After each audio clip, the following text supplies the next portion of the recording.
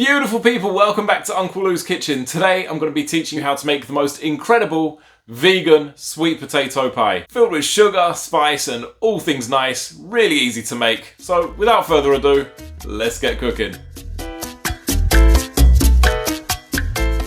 So the main ingredient for the sweet potato pie is obviously sweet potatoes, 1 kilo, quarter cup of sugar, quarter cup of cornstarch.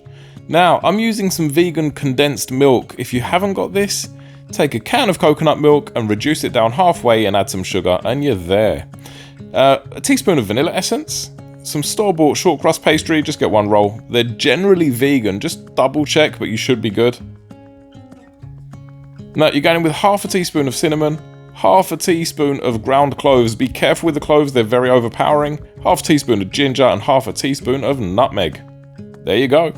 Start off by boiling the sweet potatoes. As you can see, I jumped around a bit because I got a very hot splash and I burned myself. Now with the puff pastry, just roll it out, do some patchwork. Don't worry if it doesn't look good, this is only the inside. The outside will look absolutely fine. Next, once your sweet potatoes have cooled down a little bit, add them to the blender with the sugar and the cornstarch.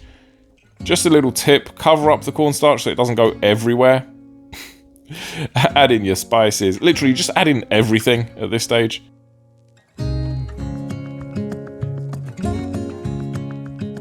Now, I'm using Nature's Charm. This is not a paid promotion.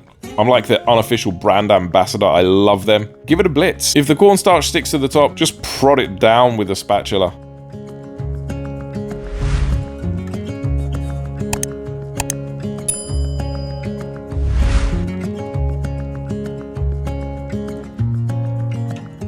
Next, pop that in the oven on 180 degrees C or 355 Fahrenheit for 45 to 50 minutes.